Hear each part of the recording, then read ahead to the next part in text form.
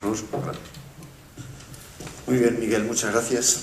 La verdad es que últimamente coincidimos en muchos sitios, ¿verdad? Sí. Bueno, buenas tardes. Y, en fin, yo voy a tratar de hacer una cosa no muy larga, razonablemente breve y razonablemente entretenida para que, entre otras cosas, no caigamos en el sopor después de la comida, ¿no? Que es la tentación lógica y normal a estas horas.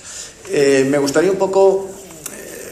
Bueno, he estado en la cocina de este congreso, bien es verdad que no estaba ahí dándole la vuelta a la olla, pero sí está un poco en la cocina, con lo cual mi presencia en la agenda del congreso pues no es casual, o sea, en fin, no es casual en la medida que he sido un poco padre de la criatura o abuelo por lo menos con algunas personas más que están aquí entre el público. Y eso me obliga y me justifica el que haga una pequeña introducción explicativa de por qué estamos aquí y cuál es la razón, ¿no? Con algunos de vosotros, con gente de la Federación de Caza, con algunas personas del mundo cinegético, pues la verdad es que llevo trabajando muchos años en posiciones muy distintas, ¿no? Y hace algún tiempo empezamos, cuando tuve la suerte de tener que tener alguna responsabilidad en esto del desarrollo rural y empecé a entrever de qué estábamos hablando, de qué tenía que hablar, pues seguimos manteniendo la relación y seguimos manteniendo el contacto. Y llegó un momento en que nos dimos cuenta de que, que esto de la caza, desde el punto de vista, yo no soy cazador, me tenéis que perdonar, con lo cual voy a hablar poco de caza, porque sería una impertinencia y una presunción fatua por mi parte hablar de un tema que no conozco. Pero llegó un momento en que nos dimos cuenta que estábamos cansados de hablar siempre de lo mismo, ¿no? Estábamos cansados de hablar del manido tema de la caza y la conservación de la biodiversidad y siempre estar unidireccionalmente encaminados al rollo de la fauna y de que si en los espacios protegidos y las especies y que si cazar bueno y que cazar malo. Y la verdad es que en un momento determinado, como camino de Damasco-San Pablo, ¿no? Pues un poco se le abre a uno la mente y se da cuenta que el escenario de la caza está metido en un marco mucho mayor y mucho más importante y mucho más global, que podemos llamarlo desarrollo rural o podemos llamarlo mundo rural o podemos llamarlo como queramos, sostenibilidad rural, en el que cobra una proyección probablemente muy superior a la que probablemente tenga si nos limitamos a verlo como un escenario de puedo matar bichos o puedo no matar bichos, perdonad la expresión, ¿no? Que es un poco simplista y ya os digo que probablemente equivocada. Y bueno, y vimos que efectivamente esta aportación era prácticamente desconocida y que realmente nunca habíamos reflexionado demasiado sobre ella, ¿no? Y que probablemente teníamos entre manos teníamos entre manos la sociedad en su conjunto, algo mucho más importante de lo que nosotros mismos estábamos cayendo en la cuenta y que parecía bien que fuéramos capaces de ponerlo encima de la mesa y empezar a hablar del tema, ¿no? Dijimos, bueno, vamos a hablar de caza, pero no desde el punto de vista de si me gusta o no me gusta, si soy cazador o si no soy cazador, que también, inevitablemente, sino desde el punto de vista de la contribución que está haciendo esta actividad, este sector, a la vertebración del territorio rural, desde su perspectiva económica, desde su perspectiva social, desde su perspectiva de proyección en la sociedad. Muy bien, pues muy bien. Y esta es un poco la génesis de toda esta historia.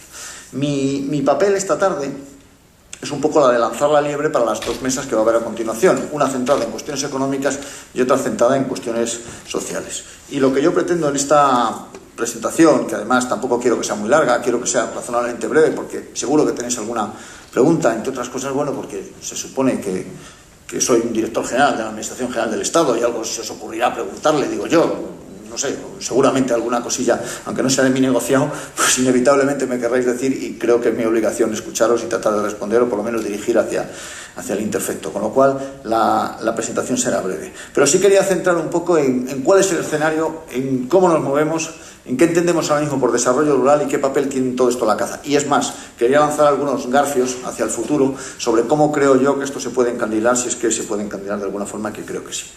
Bueno, en primer lugar hay que decir que España está viviendo en estos momentos en un momento absolutamente singular respecto de la decisión que toma respecto al futuro del territorio rural. Es decir, 85% del territorio nacional es territorio rural, todavía vive ahí un 20 o 25% de la población, es fundamental en el sentido que produce pues todo lo que comemos, o sea, toda la producción primaria surge de ahí, toda la producción energética prácticamente surge de ahí, todos los recursos hídricos prácticamente surgen del medio rural, toda la biodiversidad está ahí, toda la calidad ambiental, todo el oxígeno, bueno, todo lo que nos hace sentirnos cómodos y además todo lo que nos permite luego después generar economía se traduce en el medio rural, pero el medio rural, sin embargo, no está en equilibrio con el medio urbano.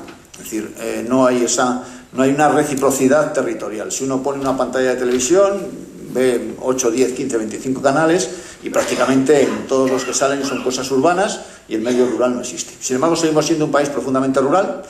Insisto, el 85% del territorio es rural y todavía hay un 20, 25, 30, de acuerdo como hagamos las cuentas, es lo de menos, por ciento de población que vive en el medio rural. Lo que nos dicen todos los análisis, todos los estudios, toda la gente académica, todo el mundo en la universidad, es que el país no se puede construir desde la perspectiva de una concentración territorial en un 5 o un 10% del territorio y el resto del espacio vacío.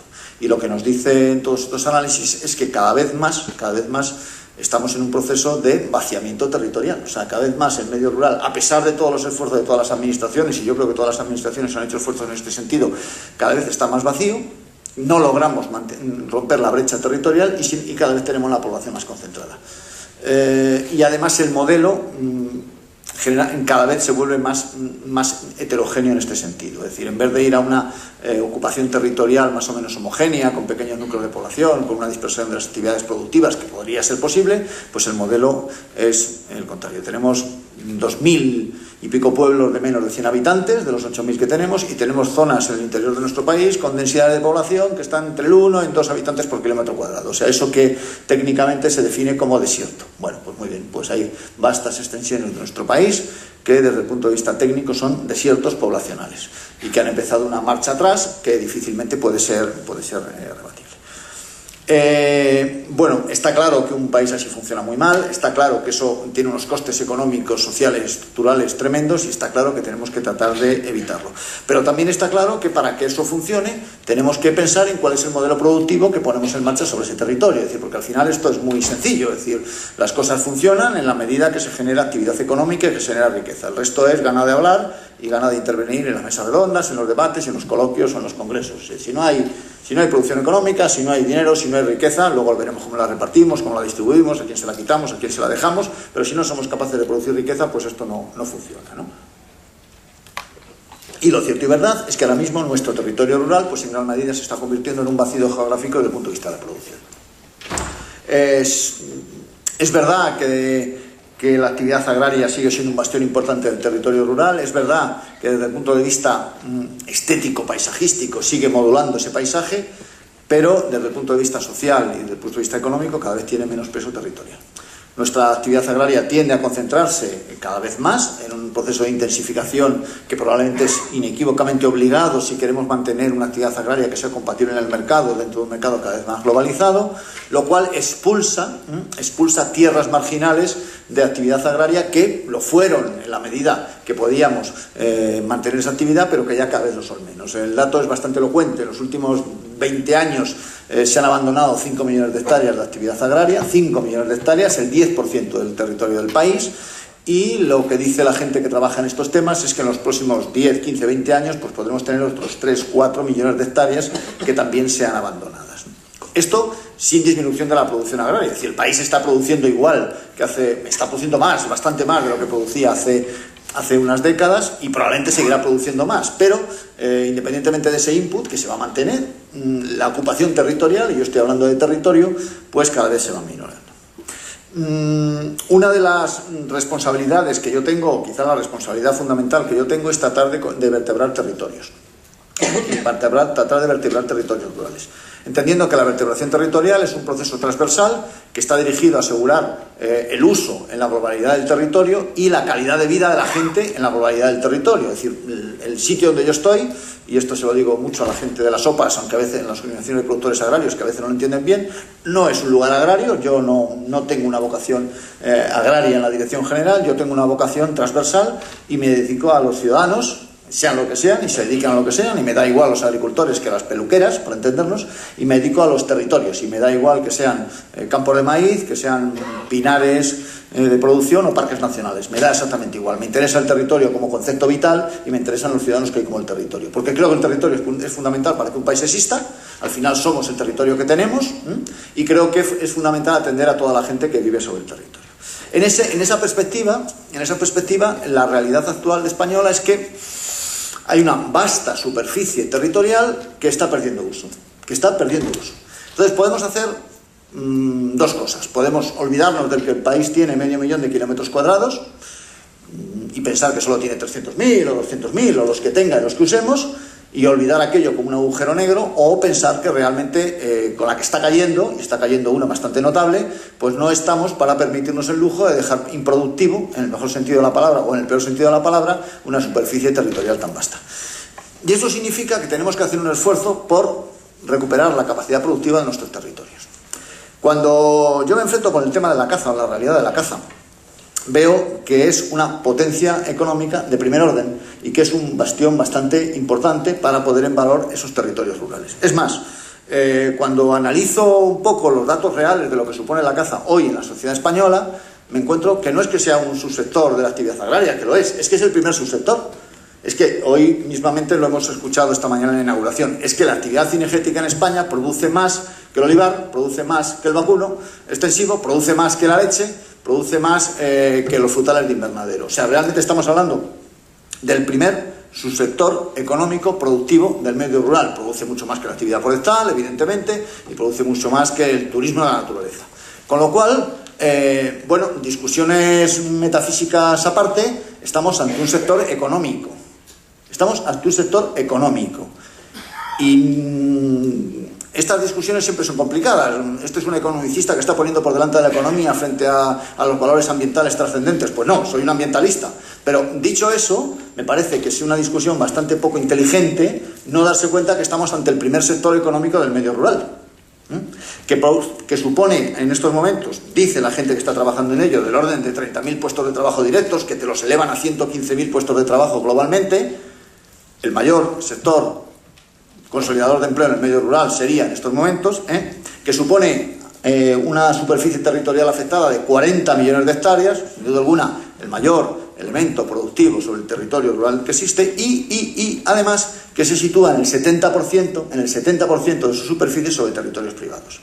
Es decir, bueno, yo lo que os animo, y es un poco el mensaje de fondo, y es un poco lo que tenía que traer a esta mesa, es que independientemente de otras consideraciones que me parecen más o menos importantes, estamos hablando de economía, y estamos hablando de una capacidad de producción económica que este país en estos momentos no se la puede permitir, porque con la que, insisto, con la que está cayendo, no estamos como para andar discutiendo sobre si son galgos o son prodencos. Además, todo esto se hace en un sector cuya premisa básica es la preservación de las características naturales del territorio donde se encuadra. Es decir, en un sector que su principal argumento es que las cosas tienen que mantenerse como están. Es que pone en valor la realidad territorial, pone en valor el paisaje. Evidentemente no lo podemos deslocalizar, porque el venado que matamos en la Sierra Morena no nos lo podemos llevar a Croacia, es el de la Sierra Morena, con lo cual ningún empresario se va a sentir tentado de deslocalizar aquello como deslocaliza la fábrica de embutidos, o la fábrica de chip, o la fábrica de repuestos de vehículos, y que además supone una aportación neta de empleo hacia el medio rural. Es decir, difícilmente en esas circunstancias el análisis que hagamos de la realidad de la caza puede estar desligado de la actividad económica y del propio territorio. En consecuencia, mi perspectiva es muy sencilla, es decir, bueno, superemos de una vez ya la discusión entre la conservación de la biodiversidad y la actividad cinegética, igual que hemos superado la discusión entre la calidad del medio ambiente y colocar fábricas en nuestras ciudades, en nuestros polígonos industriales. O sea, nadie discute en estos momentos que si llega un empresario y quiere colocar una fábrica, la coloca. Y con sus permisos, con sus orientaciones, que luego tendrá que tener unos controles ambientales y que tendrá que tener unos filtros y que tendrá que emitir unas emisiones. Bueno, pues superemos ya esa discusión si caza sí o caza no. De verdad. Este país se ha dotado en las últimas décadas de una formidable panoplia de instrumentos legales que afectan al medio rural, hasta tal punto formidable que algunos, entre los que me incluyo, la consideramos claramente excesiva. O sea, yo creo que sobran leyes, sinceramente, ¿no? Bueno, creo que sobran leyes y creo que probablemente, iba a decir sobran legisladores, ¿no? sobran instrumentos reguladores. Pero tal vez sería bueno que nos diéramos cuenta que esa vieja discusión entre conservación y caza forma parte del pasado. forma parte del pasado, y que anclarnos en esa retórica, bueno, no nos lleva a ningún sitio. Y sobre todo nos lleva a que la caza no sea considerada lo que tiene que ser, y es una actividad económica del primer orden. Nuestro medio rural está ahora mismo sometido a unas tendencias y a unos procesos complicados. Durante los últimos años hemos tratado además de poner en marcha políticas transversales que integren a los distintos sectores productivos, que tengan una visión que supere la óptica sectorial y que tiendan a resolver los problemas globalmente que se plantean, lo cual no es fácil. Hemos aprendido también que la planificación que hagamos tiene que ser una planificación en dos sentidos. Por un lado tiene que haber una planificación general amplia, pero que al mismo tiempo tiene que haber un reflejo territorial y que tiene que ser una especie de proceso en acordeón en que se junten las directrices que vengan de arriba con las voluntades y con los intereses de la gente del territorio. Hemos aprendido también que tenemos que aprovechar la globalización y que un mundo globalizado, un mundo en que todo está metido en las pantallas de ordenador, en los iPad, y que es accesible en cualquier sitio, nos da unas oportunidades a los rurales que probablemente no teníamos hasta hace 20 o 25 años. Ahora todo se puede producir en cualquier sitio y cualquier sitio está en todas partes. Hemos aprendido, además, que tenemos capacidades que pueden ser puestas en valor y que además no tenemos por qué seguir pensando que lo tradicional, entendido como antiguaya, tenemos que mantenerlo indefinidamente. Podemos hacer cosas nuevas y debemos hacer cosas nuevas y debemos además lanzarnos hacia adelante. Hemos aprendido también que tenemos que añadir valor añadido a lo que hacemos y que nuestra producción tendrá sentido en la medida que incorpore además elementos adicionales en la cadena de producción y que ya no basta solamente con matar la res, sino que luego hay que venderla embotellada en paquetes chiquititos y en lotes minúsculos y acompañarlo con un paquete turístico en que incorporamos además la visita a la catedral de no sé dónde y a las lagunas de no sé cuál. Esto lo sabemos hacer. También hemos aprendido a devolver un poquito de responsabilidad a la gente del territorio. Es decir, que las administraciones nos demos un paso atrás, admitamos que no todo lo sabemos, que no todo lo sabemos hacer, que es más, que hay cosas que no debemos hacer y que hay cosas que es mejor que no hagamos, y dejemos a los ciudadanos que sean los que un poco recuperen su protagonismo. Yo creo que en ese camino la caza no puede quedarse fuera en un proceso que además tenemos que poner en marcha de devolver libertad y capacidad a los gestores del territorio rural. Y esto es muy, muy importante, muy, muy importante. El medio rural es uno de esos escenarios en que todavía el empresario, el propietario, el titular, el emprendedor, viven una especie de libertad vigilada, viven una especie de cautela permanente por parte de las administraciones. Y esto en el caso del ambiental se nota mucho, se nota mucho. Bueno, yo creo que ahí es necesario, entre todos, que demos un salto adelante. Es necesario que abandonemos el secuestro que tenemos de algunos aspectos ambientales por parte de determinados colectivos o determinadas élites y que devolvamos responsabilidad y protagonismo a los actores territoriales. Lo cual no está exento de exigir la responsabilidad que se derive de sus actos. Lo cual no está exento de mantener lo que es una exigencia por parte de toda la sociedad, como es la conservación de la biodiversidad, el mantenimiento de la calidad ambiental o el control riguroso de nuestros recursos naturales. Pero esas exigencias, que es un timbre de garantía de nuestra civilización y de nuestra sociedad, y que es un orgullo para los que vivimos en este país y probablemente en la Unión Europea, no pueden convertirse en un lastre que impide la actividad. No pueden convertirse en un elemento que coaccione a los titulares, a los propietarios, para poner en marcha actividad económica.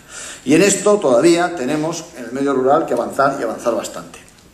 Estamos en una plena construcción de un nuevo paradigma que dice que la responsabilidad tiene que estar en los actores territoriales, que dicen que los emprendedores tienen que tener capacidad para hacer cosas y que dice que lo que tenemos que hacer de las administraciones no es gestionar, sino permitir que otros gestionen.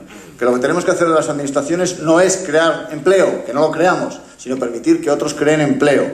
Que lo que tenemos que hacer desde las administraciones es simplificar los marcos para que las cosas puedan salir adelante. Y luego, lógicamente, cobrar impuestos y redistribuir. Y, evidentemente, mantener el sistema social que nos hemos dado y que todos queremos mantener. En eso, yo creo que la caza tiene que tener un papel en el medio rural importantísimo. Y yo creo que hay vastos territorios de nuestro país en que la salida fundamental que tienen es la actividad cinegética. La actividad cinegética. Pero también eso pasa y he estado un poco criticando lo que podría haber sido la actuación, o lo que es la actuación de las administraciones, o lo que puede ser incluso en algún momento la posición de algunos sectores llamados conservacionistas, porque el propio mundo cinegético se mira en el espejo de lo que debe ser. Y como ciudadano, yo creo que al mundo cinegético le tenemos que exigir que sea un sector económico, que hable en términos económicos y que hable en términos de producción de empleo, y que se cargue de argumentos contables y que deje de una vez el discurso del enfrentamiento y del romanticismo y del neolirismo y de la vuelta atrás. Sois economía de este país, sois un argumento para la creación de riqueza, y el mundo rural no está sobrado de argumentos que creen riqueza. Entonces, a mí no me gusta oír, cuando hablo con gente de la caza, la vieja historia del día que estuve en el puesto, de cómo cacé, de cómo dejé de cacer, de que esto es un deporte, de que mis antepasados, de no sé qué. Yo quiero que me hablen, aparte de que se lo pasen bien, aparte de que disfrutéis, de que me hablen, de que se sientan unos actores activos de la creación de empleo. El dueño de una fábrica de tornillos probablemente estará enamorado de sus tornillos, probablemente le encantará el mecanismo que permite a la trócola crear ese tornillo maravilloso, pero sobre todo lo que está encantado es de la cuenta de resultados, que es lo que hace que este país salga adelante. Yo quiero que los productores de caza, que la gente que estáis en el mundo de caza, os encante el lance, os encante estar en el puesto, os encante disfrutar de esa naturaleza, pero sobre todo lo que quiero es que generéis riqueza para mi país. Generéis riqueza para mi país. Y este país es lo que en este momento lo está demandando. Y estoy convencido de que si fuéramos capaces entre todos de demostrar a la sociedad que esto, por encima de todo, es una contribución activa al desarrollo económico y a la creación de empleo y a la vertebración del territorio rural, muchas de esas discusiones marginales se verían abajo. Esto no puede ser un problema entre cazadores y ecologistas. No puede serlo. El primer sector económico productivo del medio rural no puede estar enfangado en una discusión sobre si es bueno o es malo desarrollar su actividad. Hay que salir de esa dinámica. El título competencial que justifica la existencia de la caza no es el de conservación de la naturaleza, es el de la ordenación general de la economía del país. Os lo digo en confianza. Y es el de la vertebración del territorio. Obviamente, tendréis que hacerlo de forma compatible con la conservación de los valores naturales. Naturalmente. Estaría bueno, ¿no? Pero como lo hacemos todos. Pero yo creo que es hora de que rompamos esa especie de dialéctica biunívoca que está impidiendo visualizar lo que ocurre en el territorio. Hay muchas zonas de este país. Yo la semana pasada estuve con la gente de Castilla y León por Zamora, dando una vuelta. Bueno, son territorios que su salida es o es cinegética o no es otra. O no es otra. Grandes espacios vacíos, vastas soledades donde ya queda poca gente, espacios que está recuperando el bosque. O ahí hacemos actividad económica cinegética, o qué vamos a hacer. ¿O qué vamos a hacer? Y yo creo que eso, bueno, pues nos lo podemos permitir y nos lo debemos permitir. Por otra parte, creo que para que eso ocurra, en fin, y lo digo sin desdoro, y soy un funcionario público y lo voy a seguir siendo, creo que tenemos que incorporar cada vez más elementos de mercado. O sea, este es un sector que puede incorporarse perfectamente al mercado. Es verdad que es un sector productor de bienes públicos inmateriales, es verdad que hay servicios ambientales esenciales que producen los gestores del territorio rural, servicios ambientales que probablemente todavía las administraciones no hemos sido capaces ni de reconocer ni de retribuir, es verdad. Pero independientemente de eso, este es un sector donde el mercado puede funcionar perfectamente y donde tenemos que construir una mayor relación con los sectores que tienen que ver con el mercado. La relación con las administraciones turísticas es fundamental, la relación con los sectores económicos es fundamental, es decir, tenemos que superar la visión de la caza como una actividad patrimonial, ligada a un gestor patrimonial que tiene una finca que caza, que me parece muy bien, y que nunca voy a decir que no esté bien, pero por encima de eso, que puede ser importante, tenemos que construir un escenario de gestión de mercado con toda naturalidad y convertirnos en un sector económico en que la actividad, en que el mercado entre con todas sus consecuencias. Probablemente tengamos además en este proceso que redibujar un poco el papel y la responsabilidad que tiene la Administración General del Estado y que tienen las comunidades autónomas.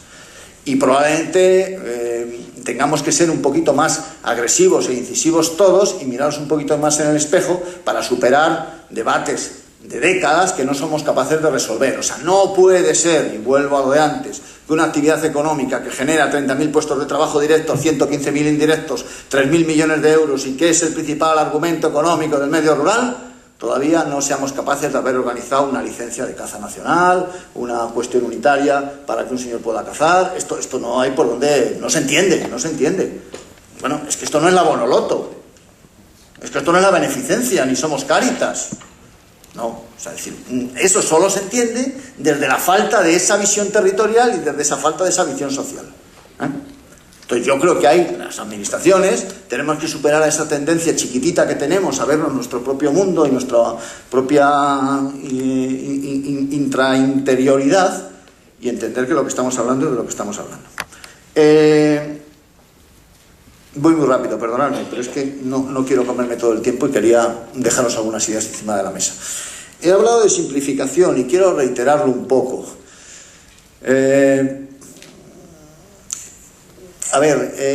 Los chinos construyeron la muralla china y al final no sirvió absolutamente para nada, acabaron entrando los mongoles.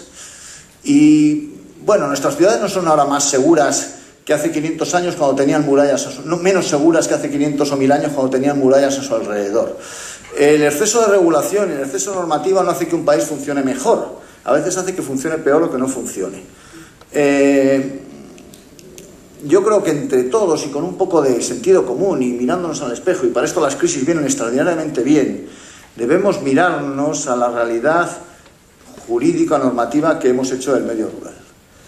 Y no es razonable que un emprendedor o una persona que tiene una idea o una persona que tiene que desarrollar un proyecto pues tarde 3, 4, 5 años en obtener todos los infinitos permisos que necesita para poner en marcha una actividad.